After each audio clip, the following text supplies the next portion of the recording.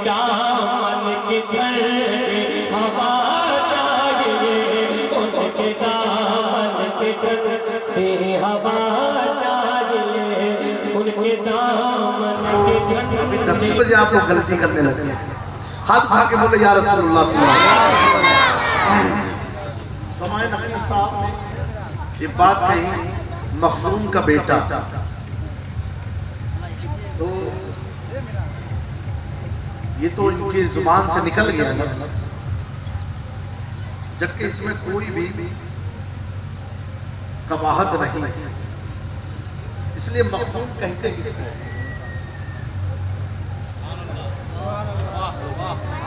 मखदूम किसे कहते हैं? खादिम, खिदमत वाले को कहते हैं, उसी से बना है मखदूम। इसमें मफूल है खिदमत किया हुआ। क्या खिदमत किया हुआ? और अंग्रेजी में मखदूम का माना होता है द टीचर ऑफ द सुन्नह, यानी हदीस का टीचर, उस्ताद। तो हम खादिम हैं, हमारी नजर में मखदूम अशरफ जहांगीर समनानी है, ठीक है। अब मखदूम पाक खादिम है, उनकी नजर में मखदूम अलाउल हक पंडवी है। हजरत अलाउल हक पंडवी खादिम है, उनकी नजर में हजरत सिराज अखी अहले हिंद मखदूम है। सिराज अखी अहले हिंद खादिम है, उनकी नजर में महबूब इलाही मखदूम है। महबूब इलाही खादिम है, उनकी नजर में बाबा फरीदुद्दीन गंजे शकर मखदूम है। बाबा फरीद खादिम है, उनकी नजर में कुतुबुद्दीन बख्तियार काकी मखदूम है। कुतुबुद्दीन बख्तियार काकी खादिम है, उनकी नजर में ख्वाजा जी। ऐसे सिलसिला लेके हम चले जाए तो अब हम अइम्मा की तरफ आ जाते हैं। तो दोस्तों, इमाम मूसा कासिम खादिम है और हजरत इमाम बाक़ी मखदूम है।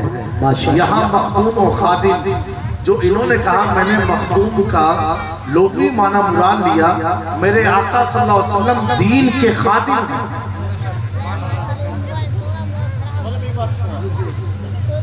और मौला अली से पूछो क्या है, तो कहेंगे मेरे मखदूम हैं। सिद्दीक अकबर की नजर में मखदूम है, उस्मान गनी की नजर में मखदूम है। तो मखदूम का बेटा अली, तो उस नजरिए से मौलाए कायनात नबी पाक के भाई हैं। नबी जो होता है होता है, तो बेटे को हुए, तो बहरहाल कोई उलझन की जरूरत नहीं है। फिर भी वल्लाहु आलम बिस्सवाब, अस्तगफिरुल्लाह रब्बी मिन कुल्लि ज़ंबि व अतूबु इलैह। बदरूद पाक पढ़ने अल्लाहुम्मा सय्यदना मुहम्मद कमा ख्वाजा कबीर नवाज की शान में मनकबत के चंद अशआर। ये कलाम हुजूर मोहब्बती से आज़महीन का कलम बंद है। ए पर झूम करके बोलते या गरीब नवाज, और मीठे अंदाज से बोलते तो इतना ही मीठा अंदाज है आपका। दोनों हाथ को फिजा में लहरा के बोल रहे भाई। कोई एक नौजवान खड़ा होकर नारा लगाए, मुझे लगना चाहिए मैं कब्रिस्तान में नहीं हूँ, बिहार के हिंदुस्तान। नहीं यार, नारे अल्लाह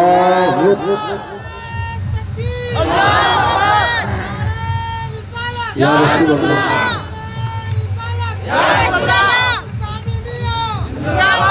अभी भी कुछ लोग सोच रहे हो खड़ा होकर नारा लगाया, सोचो मत भैया, जवाब दे दो आप लोग या रसूल अल्लाह। कलाम सुनो। करीब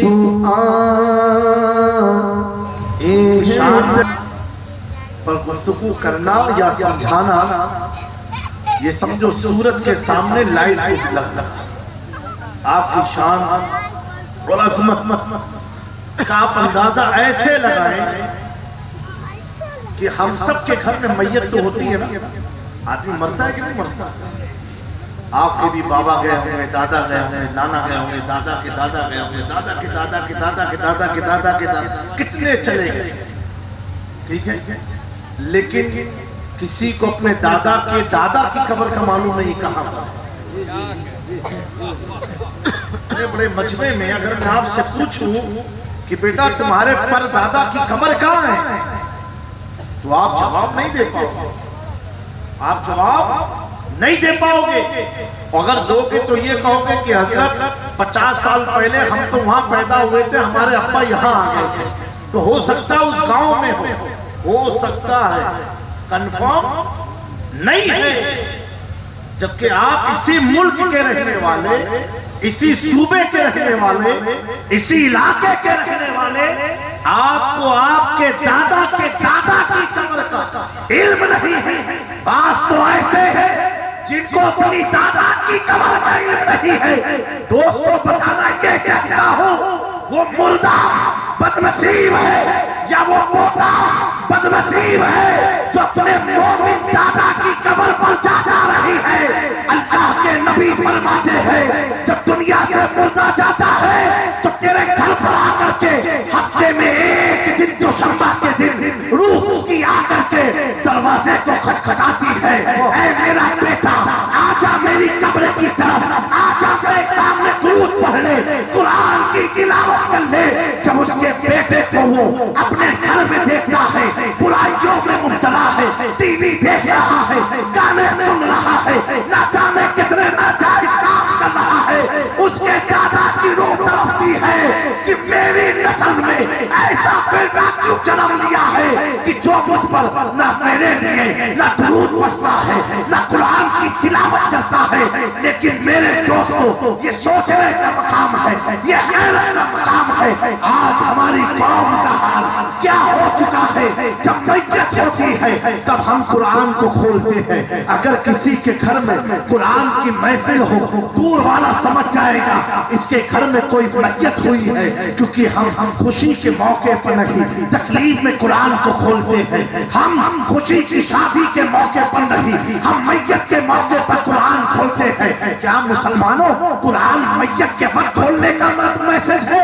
मुझे बताओ, मैं तुमसे पूछना चाहता हूँ, तुम कुरान खोल के कुरान खाने क्यों कर रहे हो? तो आप कहेंगे इसलिए कर रहे हैं ताकि कुरान का सवाब मरने वाले आदमी को मिल जाए। मैं ये पूछना चाहता हूँ, जब तेरा अकीदा ये है कि मरे हुए आदमी के लिए अगर कुरान पढ़ा जाए, ये पढ़ना मरे हुए को काम देगा। अरे तुम जिंदा हो, अगर कामयाबी चाहते हो कुरान, नारे तकबीर, नारे रिसालत, अज़मत कुरान, ख्वाजा का हिंदुस्तान, फैज़ाने महबूब सिमला। जो कुरान मरने के बाद मैयत को फायदा दे सकता है, अगर तू जिंदा रह के पढ़ता रहेगा, ये कुरान तुझे बुराइयों से दूर करके खुदा के करीब ले जाएगा। मेरे दोस्तों, ये बहुत बड़ा अलमिया है कि हम कुरान को खोलते नहीं है, कुरान को पढ़ते नहीं है। हदीस मुस्तफा शाहिद है, वो मुर्दे रोते हैं, कब्र में रोते हैं, चीखते चिल्लाते हैं। अब मैं ये कहना चाहता हूँ, अगर तुम चाहते हो कि तुम्हारी औलाद कुरान पढ़ के तुम्हें सवाब पहुंचाती रहे, तेरी रूह मरने से पहले मरने के बाद तड़पे ना, तो आज से बच्चे को कुरान पढ़ाना शुरू कर दो, कुरान की तालीम शुरू कर दो। ना तो दोस्तों तू भी रोता रहेगा, बच्चे पिक्चर देखते रहेंगे। जब ये बाप का फरमान है, अगर बाप चला गया, माँ बाप दुनिया से चले गए, अब बेटा अगर गुनाह करता है, अगर ज़िना करता है, शराब पीता है, अगरचे माँ बाप नहीं है, लेकिन उसके गलत फेल का गुनाह उसके माँ बाप को मिलता रहेगा। पता क्या चला, नेकी तो कुछ न थी, मरने के बाद बच्चों ने और गुनाह में मुब्तला कर दिया, और गुनाह में मुब्तला कर दिया।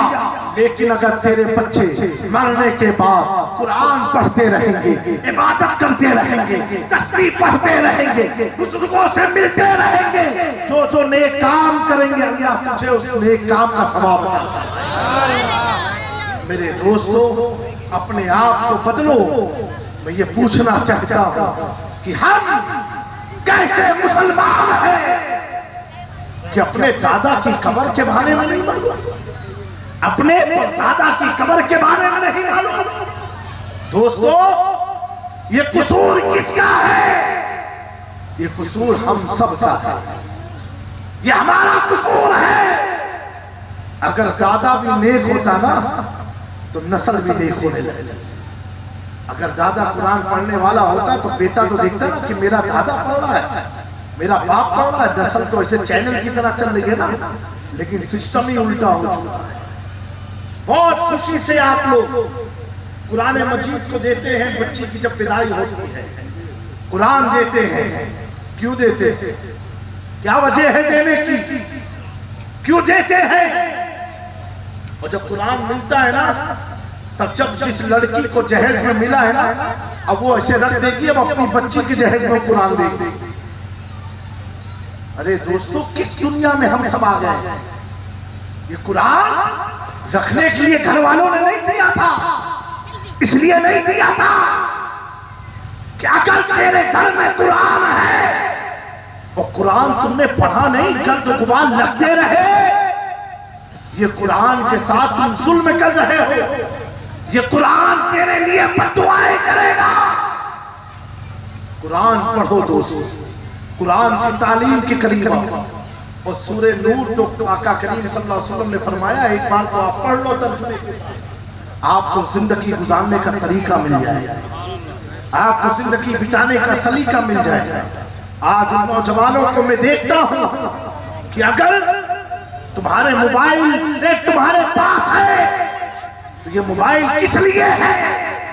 गुफ्तगू के साथ साथ तुम पिक्चर देखो, तुम गाने सुनो, तुम खुराफात देखो, या उसके लिए नहीं है। तुम इसमें हुजूर की शान को सुनो, कुरान पढ़ने का तरीका सीखो, कुरान समझने का तरीका सीखो। ना तो दोस्तों सुनते रह जाओगे, एक दिन होगा तुम भी सुन हो जाओगे। मेरे प्यारों, आज हम सुल्तानुल हिंद कॉन्फ्रेंस में बैठे हैं। हमें आपको अपने दादा परदादा की कब्र का इल्म नहीं। आखिर वो कौन सी चीज है ख्वाजा गरीब नवाज के अंदर? ना वो इस मुल्क के बाशिंदे थे, ना वो हिंदुस्तान में पैदा हुए थे, ना उनके बाप दादा हिंदुस्तान में आए थे। ऐसी कौन सी चीज है कि 809 साल बीत गए, हिंदू भी ख्वाजा को सुल्तान मानता है? नारे तकबीर, नारे रिसालत, ख्वाजा का हिंदुस्तान, सुन्नी जन्नती मुसलमान सैयद जामिल मियां अशरफी। ये चीज क्या थी कि 800 सदी बीत गई, आज बिहार में ख्वाजा आए नहीं है, उनका जश्न मनाया जा रहा है।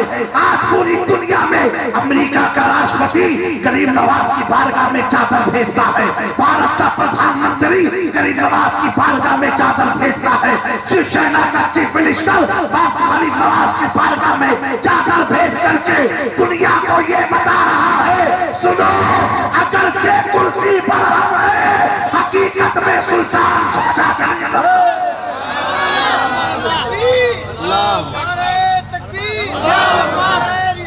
या रसूल गरीब नवाज जिंदाबाद, गरीब नवाज जिंदाबाद, जामिल मियां साहब किबला जिंदाबाद, तकबीर, अल्लाहू अकबर। दोस्तों, ये वजह क्या थी?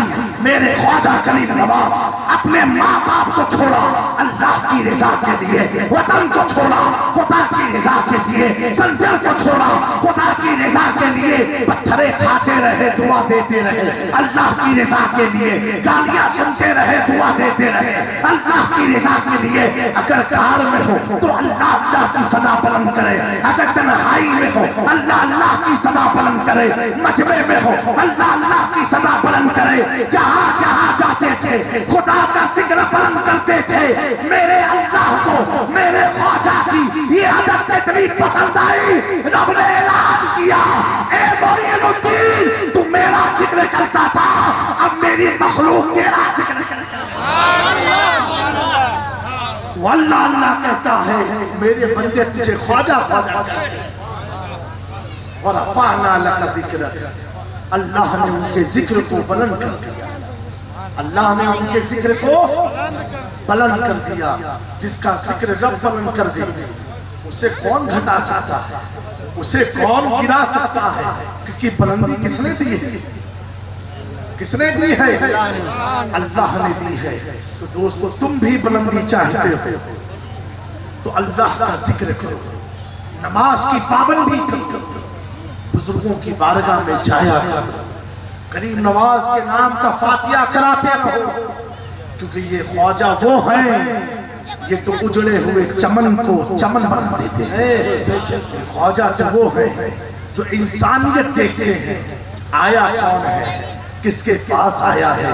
मेरे दोस्तों, मेरा यकीन है हमारी इस महफिल को गरीब नवाज मुलाहिजा कर रहे हैं, क्योंकि मेरे ख्वाजा का चाहने वाला दुनिया के पूरे कोने कोने गोशे गोशे में गरीब नवाज के अकीदतमंद मौजूद है। और दोस्तों, मैं एक चीज आपको बताना चाहता हूँ, मेरे ख्वाजा गरीब नवाज का यह एहसान है, उनकी आमद से अल्लाह ने हमें कलमा वो बना दिया। हम कलमा पढ़ने वाले बन गए, कलमा पढ़ते हैं। इसी कलमे पर कायम रहना। वक्त बड़ा नाजुक चल रहा है, दौर बहुत खतरनाक चल रहा है। ऐ मुसलमान नौजवानों, अगर इस माहौल में तुम संभले नहीं, अल्लाह तो खैर करे इस उम्मत की। बहुत खराब दौर से हम सब गुजर रहे हैं। आप नमाज की पाबंदी करो, उलमा से मोहब्बत करो, अपनी मसाजिद को आबाद करो, अपने अंदर नमाज की मोहब्बत पैदा करो, अपने बुजुर्गों को नमाज की तरफ ले जाओ। मैं उन नौजवानों से कहना चाहता हूँ कि जब नमाज की तरफ जाओ, अकेले नहीं, कुछ को लेकर के जाया करो। दोस्तों, इसी में हमारी कामयाबी है, हमारी भलाई है, हमारा उरूज है, हमारा मुकद्दर है। अगर जो शख्स इससे दूर रहा तो यकीनन खसारे में रहेगा। हमारी कौम ने उर्तुगुल गाजी के सारे एपिसोड देखे हैं। नौजवानों, तुमने भी देखे हैं। टोपी बना लिया उर्तुगुल गाजी की तरह, स्टाइल करने लगे उर्तुगुल गाजी की तरह। मैं बताना चाहता हूँ, अगर तुमने उर्तुगुल गाजी के शो को देखा है तो उसकी कामयाबी का राज क्या है, वो कैसे जंग में फतेह हासिल किया है, कैसे दुश्मनों के दिल में मोहब्बत पैदा किया है, जरा उस पर भी नजर डाल लेना। उर्तुगुल गाजी बनना आसान है, अमल करना मुश्किल है। हर जंग के पहले नमाज की पाबंदी किया था। जब मुसीबत आती थी, सर को सस्ते में रख देते थे। ये कोई फिल्मी ड्रामा नहीं है, ये इस्लाम की हक्कानियत है, इस्लाम की तारीख का एक सुनहरा लम्हा है, जिसको आप एपिसोड की शक्ल में देख रहे हो। दोस्तों, सिर्फ देखना मत, अमल भी करना सीखना। उसने बता दिया, मैदान में कामयाबी चाहते हो तो खुदा की बारगाह में जो सर खुदा की बारगाह में झुक जाता है, वो दुनिया का बादशाह झुका नहीं सकता है। पृथ्वीराज चौहान ने चाहा था कि ख्वाजा की बस्ती को खत्म कर दिया जाए। उसका इरादा ये था कि ख्वाजा के गुलामों को सताया जाए, परेशान किया जाए, पानी पर पहरा लगवा दिया, अपने जानवरों को गरीब नवाज के बैठने की जगह बैठा दिया। लेकिन कुर्बान जाओ, मेरे ख्वाजा ने उस सड़कते हुए मैदान से, अजमेर की वैगस्तान की धरती से ऐलान किया, ए पृथ्वीराज सुन ले, मैं हुसैन का बेटा हूँ बेटा। और ये जगह करबला नहीं, अजमेर है अजमेर। वो करबला था जहां मेरे दादा ने इस्तिकामत करके उम्मते मुस्तफा को बचाया था। ये अजमेर है। मैं पानी की पाबंदी नाक तो लगा दे, मैं कासे में बुला करके मदीने के दीन को फैला। माशाअल्लाह, नारे तकबीर, नारे रिसालत, करामते ख्वाजा हिंद, इस्तिकामते इमाम हुसैन। मेरे दोस्तों, पृथ्वीराज को मैसेज दे दिया, खबरदार, मुझे ये मत समझना मैं मजबूर हूँ, मुझे ये मत समझना मैं मुफलिस हूँ, मैं लाचार हूँ, कारगर नहीं हूँ। खुद ने ही कहा, अपने खादिम से कहा। एक खादिम, वो भी खादिम कौन था? नया नया कलमा पढ़ के आया था, उसका नाम रामदेव था। ख्वाजा ने अब्दुल्ला उसे बनाया और कहा, ए अब्दुल्ला जाओ जहां तक जा सकते हो, और कासे के लेकर के जाओ। कहना सागर, तुझे ख्वाजा ने बुलाया है। आपने वाकया सुना है, ख्वाजा ने बुलाया है। मैं पूछना चाहता हूँ ख्वाजा क्यों ना खुद गए? ख्वाजा गरीब नवाज खुद चले जाते, अपने खातिन को क्यों भेजा? अपने खातिन को क्यों भेजा? दोस्तों, ख्वाजा जानते हैं कि मेरी रगों में खून हैदर कत्तार का है। अगर मैं कह दूंगा पूरे भारत का पानी काफी में, क्योंकि अगर मैं कह दूंगा, क्योंकि मेरे बाबा हुसैन ने पानी नहीं कहा था, अगर कह देते कसम खुदा की फरिश्ते समझम का पानी उठा लाते। जब मेरे बाबा ने पानी ना मांगा तो ख्वाजा भी खुद नहीं मांगेगा, ना तो पूरे भारत का पानी इसी कासे में समा जाएगा और मखलूक खुदा परेशान हो जाएगी। खादिम से कहलवाया। अब मैं पूछना चाहता हूँ, आखिरी बात तकरीर यहाँ का खत्म। एक खादिम को जब ख्वाजा साहब ने भेजा, मैं अगर आपसे पूछूं बेटा मुझे 2 बाल्टी पानी ले आओ, तो आप लेकर के आओगे कि नहीं लेकर के आओगे? लेकर के आओगे। मैं आपसे कहूँ बेटा एक ही दफा 10 बाल्टी पानी ले आओ, तो आप कहोगे कि 10 बाल्टी तो हजरत एक साथ नहीं ला सकता हो, थोड़ा थोड़ा करके लाऊंगा। मैंने कहा सुनो, एक ड्रम 25 लीटर का, उस पे पानी भर के पूरा पानी लेकर के आओ ड्रम के साथ। आप कहोगे यार जाने मियां कैसी बात करते हैं, एक 60 70 80 100 किलो का आदमी 25 लीटर पानी एक साथ उठा नहीं सकता है। आप कहोगे हसन में उठा नहीं सकता हूँ। मैंने कहा क्यों नहीं उठा सकते हो? मोहब्बत का तो दावा करते थे, आप पानी मांगो तो हम पानी ले आएंगे, और मुझे 25 लीटर चाहिए और तुम कहते हो मैं ला नहीं सकता हूँ, थोड़ा थोड़ा करके लाऊंगा। ये तुम्हारी मोहब्बत है। लेकिन उस अब्दुल्ला से पूछो, जब ख्वाजा ने कहा अला सागर से कह दो कि ख्वाजा ने बुलाया है, तो उस अब्दुल्ला ने ये नहीं पूछा ऐ ख्वाजा मैं इतना सारा पानी उठाऊंगा कैसे? ये नहीं पूछा लाखों लीटर पानी उठाऊंगा कैसे? मैंने पूछा अब्दुल्ला तूने ये सवाल क्यों ना पूछा? अब्दुल्ला ने कहा सिर्फ इसलिए जिसका बाप एक उंगली से खैबर उठा सकता है तो उसका बेटा अगर हुक्म दे देगा अब्दुल्ला ना सागर कर वो जो न थे तो कुछ न था, वो जो ना हो तो कुछ ना हो। जान है वो जहान की, जान है तो जहान है। जब आका के गुलामों का ये आलम है और ख्वाजा के मुरीदों का ये आलम है, अगर पानी को कह दे तो पानी सिमट के आ जाता है। मेरे आका की शान क्या होगी, मेरे आका की शान क्या होगी? सिर्फ अबू बकर सिद्दीक कार में प्यासे थे और अर्ज किया या रसूलुल्लाह सल्लल्लाहु अलैहि वसल्लम प्यास की शिद्दत है, पानी चाहिए। मेरे आका ने उसी कार में पत्थर की तरफ उंगली दिखाया, पत्थर से पानी निकलने लगा। अबू बकर ने उस पानी को पी के अपने प्यास। मेरे दोस्तों, अगर पानी की जरूरत हो जाती थी तो आका कभी अपनी उंगलियों से पानी निकाल लिया करते थे। जिसके आलम ये हो तो उसके नवासे का आलम क्या होगा, उसके बेटों का आलम क्या होगा। अल्लाह ताला इन चंद कलिमात पर हम सबको अमल की तौफीक अता फरमाए और जो कुछ भी हमने बयान किया उस पर अमल की तौफीक अता फरमाए। मेरे दोस्तों, कुरान मजीद पढ़ो, क्या करो? पढ़ो। भले दिन में एक लाइन पढ़ो, नहीं पढ़ पाते हो तो खाली उंगली घुमाओ, उंगली भी नहीं घुमा पाते तो सिर्फ उसको देखो। 3 चीज प्यारे आका सल्लल्लाहु अलैहि वसल्लम ने फरमाया, नौजवानों गौर से सुनना, जिसको देखना सवाब है, इबादत है। हुजूर ने फरमाया माँ के चेहरे को देखना इबादत है।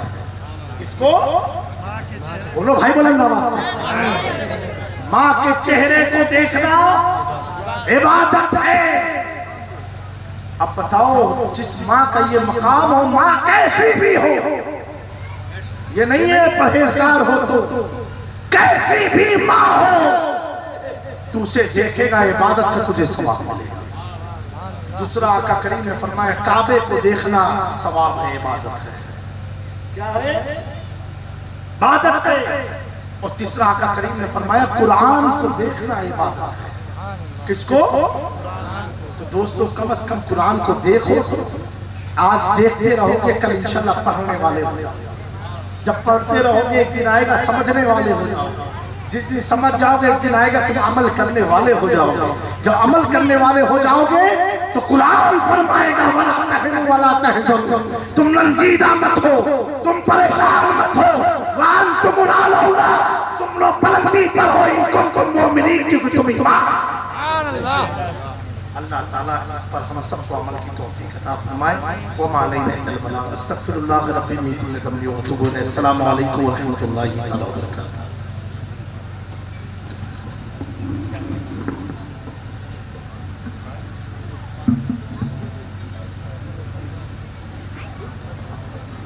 हज़रात मुकम्मल खिताब अगर सुनना हो तो कल मखदूम नगर शहर समस्तीपुर में सुल्तानुल हिंद